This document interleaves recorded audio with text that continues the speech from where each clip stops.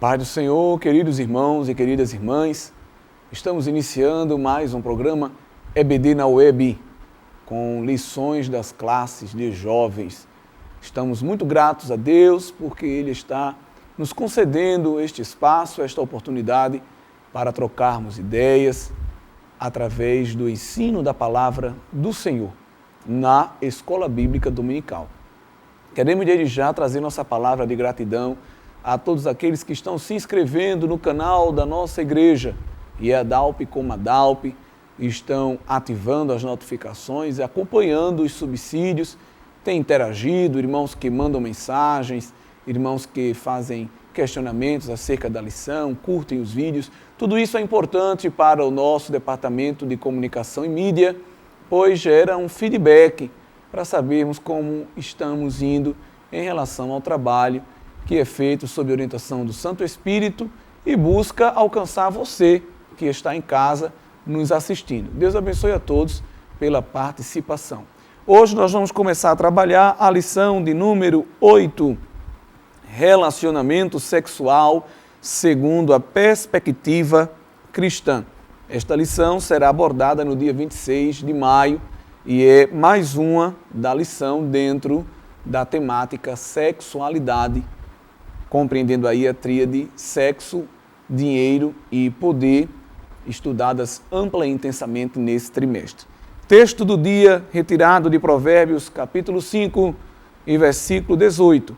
Seja bendito o teu manancial e alegra-te com a mulher da tua mocidade. Síntese: o relacionamento sexual é para o casamento monogâmico, heterossexual e indissolúvel. Trabalhamos já esta síntese de forma mais ampla nas lições anteriores, quando nós discorremos aqui sobre o padrão de sexualidade criado por Deus. Nós vimos que Deus criou o sexo, embora ao longo da história da humanidade o ato sexual tenha sido deturpado, mas a sexualidade é uma criação divina. Isso às vezes assusta alguns religiosos, fanáticos que não leem, não estudam a palavra e dizem, nossa, sexo é coisa do demônio. Não, o sexo foi naturalmente criado pelo Senhor, mas dentro do padrão do matrimônio entre um homem e uma mulher, num casamento indissolúvel. O que passa disso, dentro da luz da palavra de Deus, não é opinião nossa, não é opinião da nossa igreja, da nossa denominação, de um grupo de pessoas, mas é aquilo que está na palavra do Senhor e que nós cremos e procuramos praticar, porque nossa Bíblia, a palavra de Deus, é a única regra de conduta, de fé e prática da igreja do Senhor, né? Independente de denominações, de instituições, de credos. Estamos falando de todo aquele que professa o nome do Senhor Jesus e busca amar e praticar a sua palavra. Então, as relações sexuais que fogem deste padrão monogâmico, heterossexual e indissolúvel, à luz da Bíblia, são deturpações sexuais e aí sim a bênção de Deus não está presente, não é? É claro que esse é um assunto polêmico. Dentro da sala de aula você pode até às vezes estar recebendo visitantes que não são evangélicos, que não professam a fé em Cristo, pessoas às vezes de outras religiões, como é uma classe de jovens, às vezes pessoas até que têm uma prática sexual ativa e que de repente estão visitando a igreja. E você, caro professor, será um canal de Deus para exortação, edificação e consolação através da palavra. Nós não podemos fazer concessões da palavra de Deus para agradar as pessoas e para tentar adequar as suas práticas àquilo que a igreja crê. Não, nós não podemos fazer isso. O Evangelho do Senhor transforma as pessoas e chama a responsabilidade.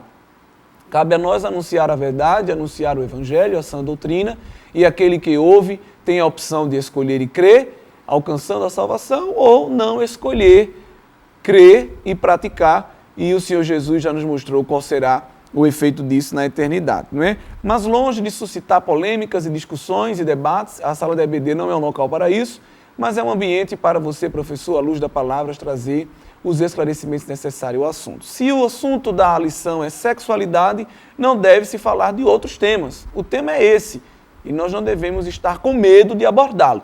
Tem medo de abordar o tema aquele professor que não estuda a lição, que de repente não tem um conhecimento bíblico aprofundado e que muitas vezes cambaleia entre opiniões formadas por si e por aqueles que estão ao redor.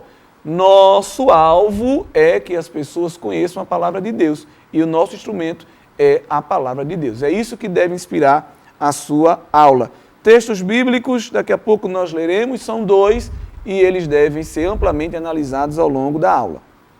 Os objetivos da lição são compreender que o relacionamento sexual é para o casamento e conscientizar os jovens das perspectivas cristãs a respeito do relacionamento sexual no casamento.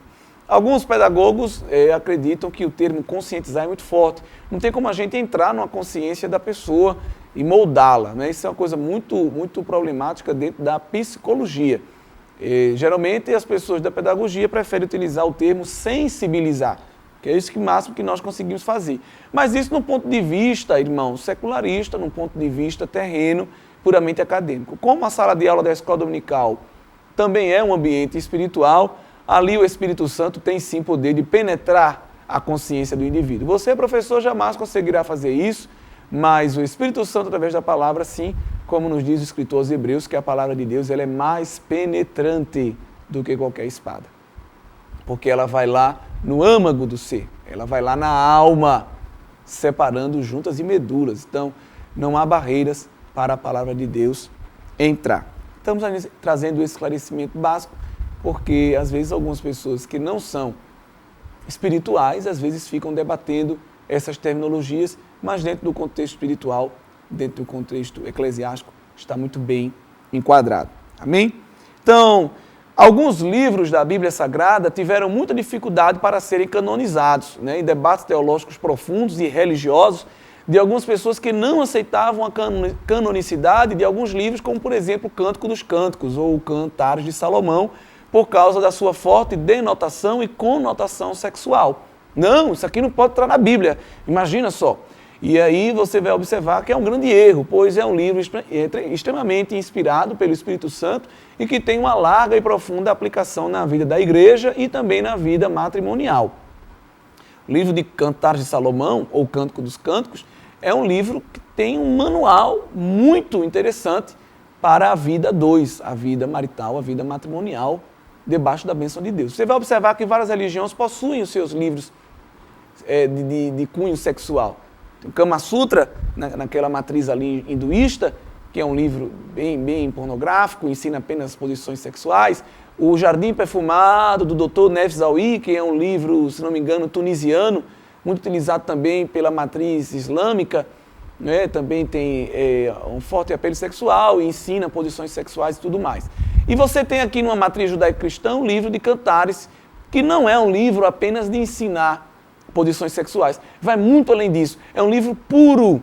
É um livro que fala de sexualidade, mas com pureza ao mesmo tempo. Toda pessoa deveria ler esse livro. É um livro poético, é um livro inteligente, que não apresenta o assunto sexual de forma escrachada, mas de forma poética, alegórica, metafórica e com ensinamentos para toda a vida. No relacionamento, desde a paquera, o namoro, passando pelo noivado e o casamento, tanto nos momentos iniciais do casamento, como numa vida mais madura. Então, todo casal ele pode guiar a sua vida familiar olhando para este livro de Cantares de Salomão, que é um livro extremamente canônico, inspirado pelo Espírito Santo, não há nenhuma dúvida em relação a isso, né? E aí você, como professor, pode até passar como tarefa para os seus alunos, durante a semana, para eles registrarem porções do livro, por exemplo, que se referem ao namoro, porções que se referem ao noivado e porções que se referem ao casamento. Outro exercício interessante é pedir que o aluno, de repente, procure figuras de linguagem que se referem à sexualidade.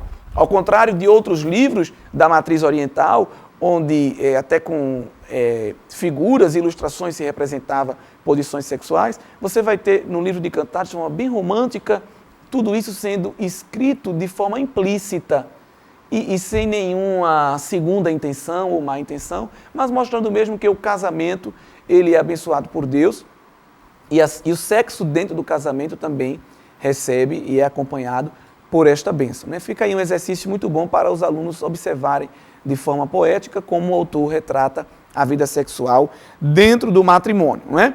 Outros teólogos, outros estudiosos, comentaristas da palavra, muito críticos também, não tendo como fugir da canonização do livro sagrado, vão espiritualizá-lo e dizer, não, esse texto aqui se refere apenas da relação a Deus com a igreja.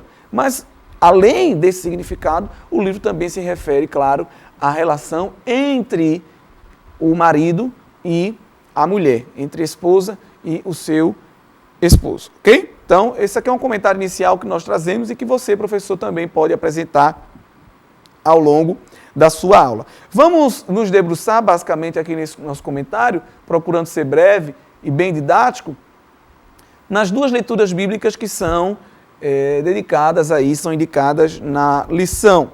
Uma no livro de Provérbios e outra no Novo Testamento, na primeira carta de Paulo aos Coríntios.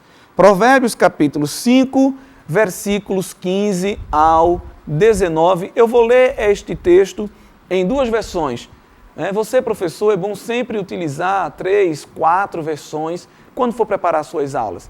Você pode ter bíblias diferentes em sua casa, não é interessante termos apenas uma versão. Existem várias versões, corrigida, da Almeida, também atualizada, nós temos traduções ecumênicas, nós temos a nova linguagem de hoje, na nova versão internacional, são diversas traduções, diversas versões, melhor dizendo, que se encaixam em diversos perfis, um perfil mais literal, um perfil mais erudito, um perfil mais dinâmico, funcional para os dias de hoje.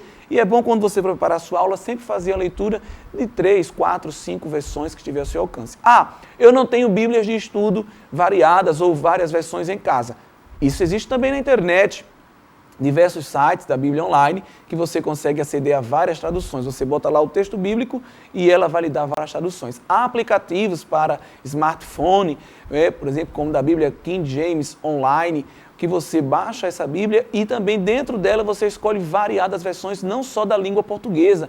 Para você ter ideia, tem versões lá até do árabe, do estoniano, alemão, imagine só, além das várias versões que nós temos na nossa língua portuguesa. É uma ferramenta muito boa para você, professor. E você, além de estar tendo a facilidade de não ter que andar com 20, 30 bíblias na mão, você dentro do seu celular pode estar levando esse aplicativo com dezenas de versões e até na aula você pode de repente usar, tá? Vai ficar aí essa dica para você também que é professor. Então vamos ler esse texto na versão atualizada, Nova Almeida atualizada, e vamos também ler essa versão na tradução da linguagem de hoje, né? São duas versões um pouco distintas. Então, diz assim o texto bíblico: bebe a água da tua própria cisterna e das correntes do teu poço.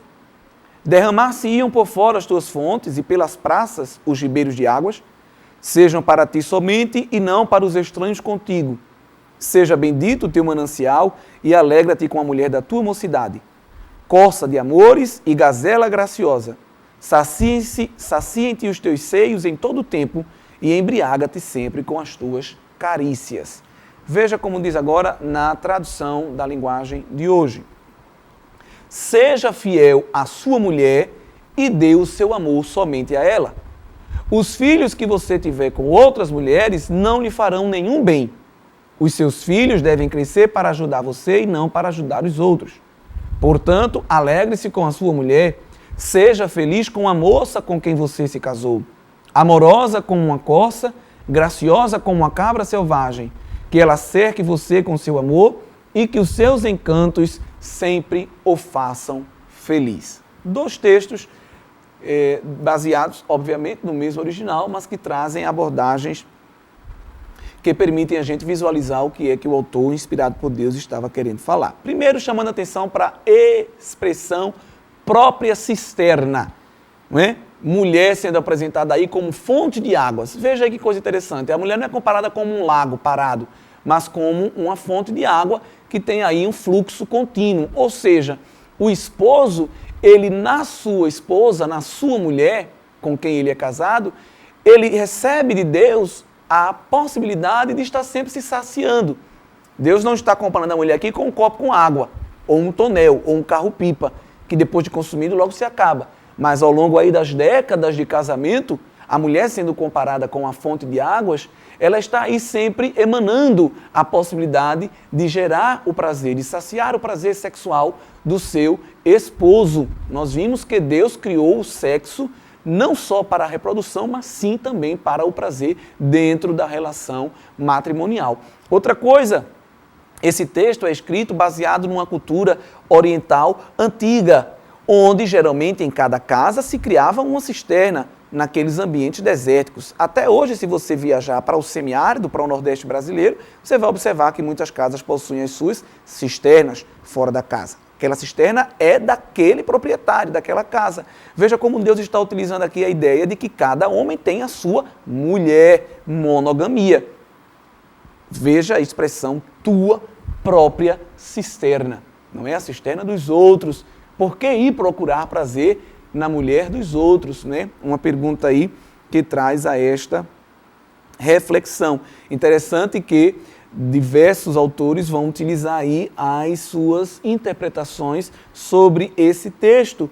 Alguns vão dizer até, por exemplo, que o versículo 16 é uma afirmação, outros vão dizer que é uma pergunta. Por que se derramar por fora as tuas fontes e pela praça os ribeiros de águas? Alguns vão dizer, por exemplo, aqui que é uma analogia à prostituição. Esta água que se derrama pelas praças, como as prostitutas que ficam pelas praças.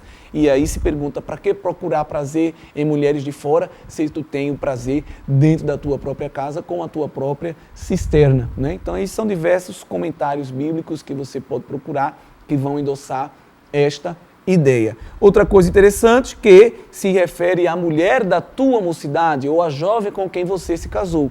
Então, mais uma vez, mostrando aí a importância da monogamia, casamento apenas entre um homem e uma mulher. Então, o homem procurando prazer sempre ao longo do seu casamento com aquela mulher. Mas já tenho 40 anos de casado. Pois é, mas essa é a sua cisterna, essa foi a mulher com quem você se casou, esta é a mulher que você deve amar. Então, a ideia aqui está se referindo àquela mulher com quem o homem namorou, noivou e, obviamente, se casou, né? Então, é uma figura de linguagem, é uma linguagem figurada, mas que explica muito bem a ideia do casamento monogâmico e heterossexual. Se nós visitarmos o texto lá de Eclesiastes, capítulo 9, e o versículo 9, também escrito pelo sábio Salomão, nós vamos observar a ideia também do homem sendo saciado pela sua esposa. Goza a vida com a mulher que amas todos os dias de tua vida, fugaz ou passageira, né?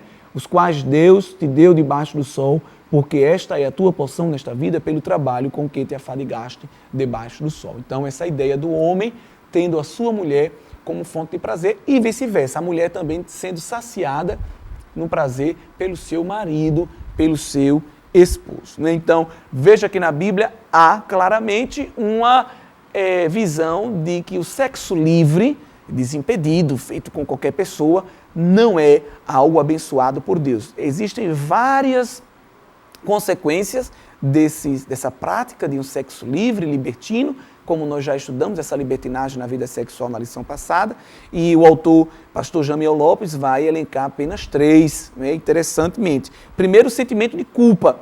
Um esposo que tem uma relação sexual com a sua esposa, ele pode fazer isso quantas vezes quiser, logo após o prazer, não vai vir em nenhum momento de sentimento de culpa, pois ele está fazendo aquilo debaixo da bênção de Deus. A esposa também não vai se sentir culpada a hora nenhuma. Mas um conjunto de parceiros, de companheiros que têm suas relações sexuais de forma ilícita, após o prazer sempre vem um sentimento de culpa. Geralmente isso vai ser feito de forma escondida, isso vai ser feito de forma velada, justamente como sinal de que é errado. Se adulterar, se prostituir, se não fosse uma coisa errada, isso seria feito à luz do dia e seria feito abertamente. Mas geralmente isso é feito às escondidas, sinal de que há culpa, e essa culpa ela está dentro, ninguém pode negar sua consciência, e nós sabemos que isso é o Espírito Santo que convence o homem do pecado. Hein?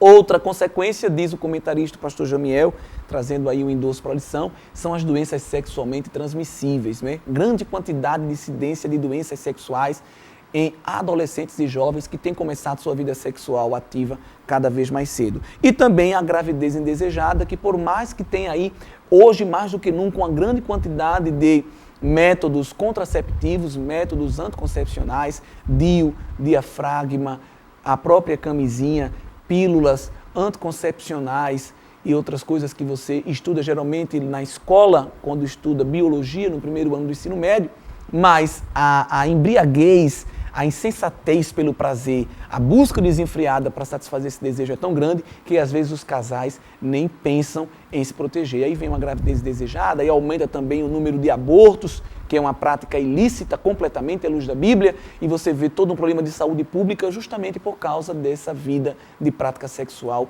livre, libertina e sem nenhum preceito bíblico, né? Então é também algo para se pensar. Por outro lado, há benefícios no sexo dentro do matrimônio. Primeiro é o prazer, né? Podemos também elencar 3 benefícios. O prazer, sim, o sexo dentro do matrimônio produz prazer, tem hormônios envolvidos nisso. O corpo tem zonas erógenas que são sensíveis ao toque. Quem criou isso foi Deus, para o homem saciar a sua esposa e a esposa saciar o seu homem. Segundo, a intimidade. O homem e a mulher se farão uma só carne justamente nesse ato sexual dentro do matrimônio. E isso gera uma intimidade gostosa, uma intimidade agradável entre o casal, nessa cumplicidade que vai sendo desenvolvida ao longo do casamento. E terceiro, os filhos, porque o sexo também é para a reprodução.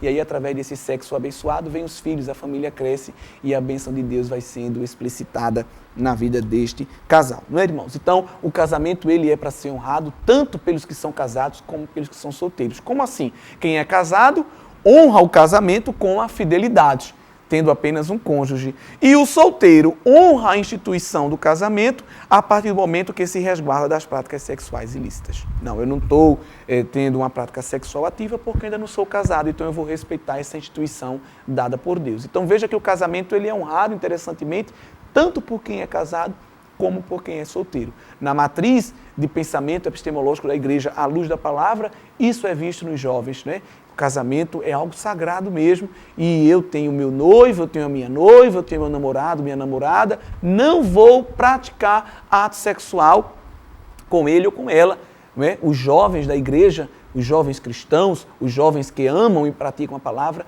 têm isso bem guardado no seu coração, porque reconhecem que o casamento é algo abençoado por Deus e que o sexo está dentro desta bênção. Amém, irmãos?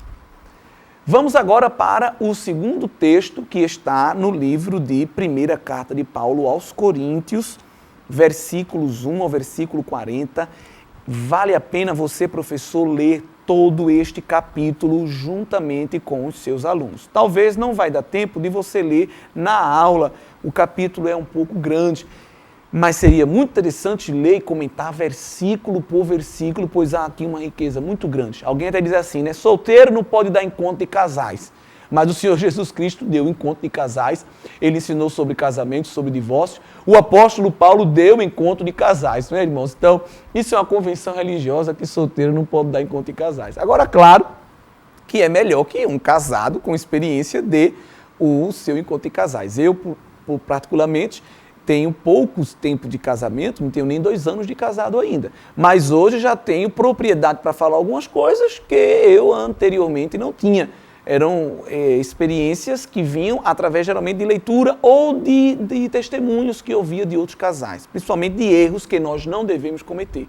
Mas a momento que você tem a sua vida matrimonial, você também vai angariar novas experiências que não são advindas de leituras, né? E nem daquilo que se escuta de outrem, né? Obviamente, isso faz algum sentido. Primeira carta de Paulo escrita aos Coríntios foi escrita, dentre tantos objetivos, para também tratar assuntos de relação sexual.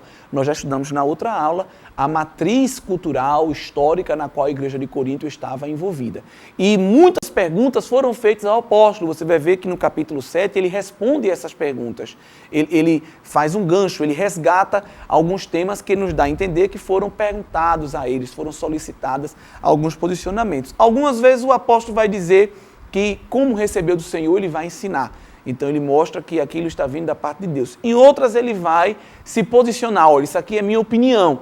E o apóstolo, obviamente, um homem de Deus como ele era, tinha autoridade para orientar a igreja acerca desses assuntos. Haviam diversos problemas sexuais na igreja de Corinto. Vale lembrar a influência dos gnósticos que iam dizer, olha, o corpo não presta.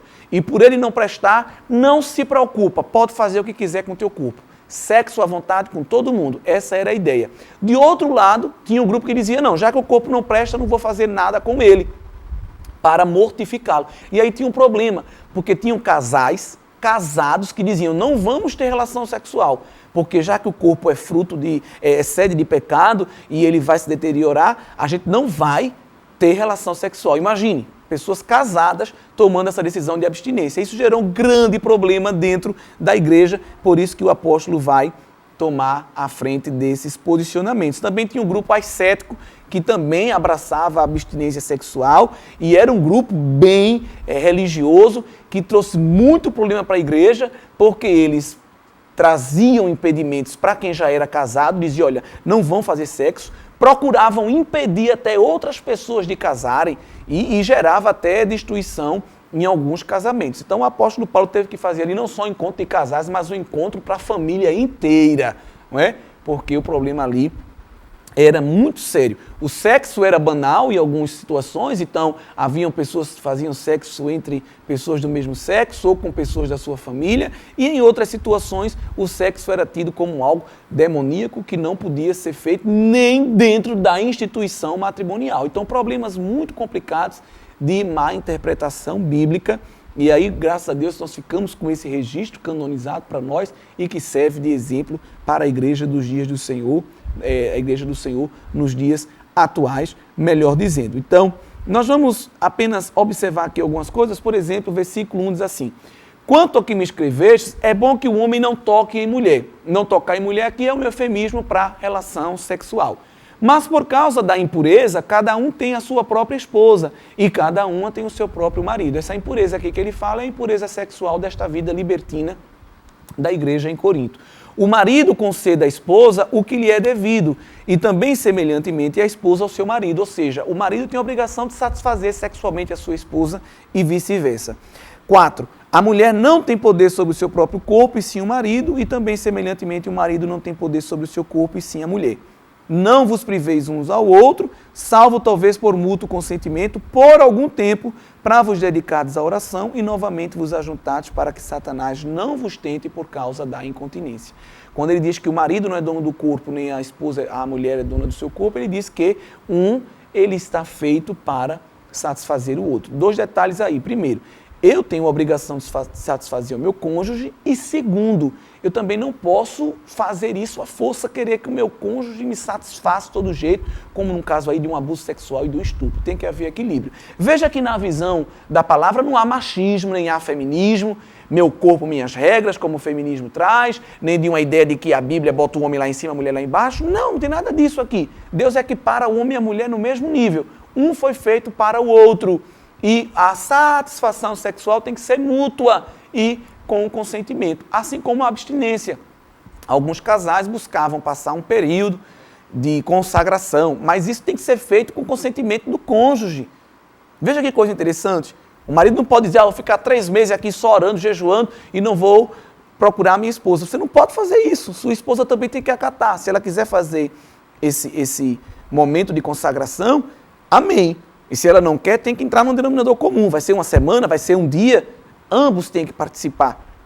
Tudo é muito equilibrado na palavra de Deus. Aleluia!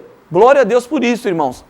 Quem segue a palavra de Deus não vai nunca ter problemas. O mundo mostra aí que a Bíblia é um livro ultrapassado, que a Bíblia é um livro que exclui, que segrega. Nada disso. A Bíblia, ela traz a paz para o lar, ela cria relações mútuas de beneficência, de companheirismo, de amizade. Quem seguir a Bíblia nunca estará em prejuízo. Amém?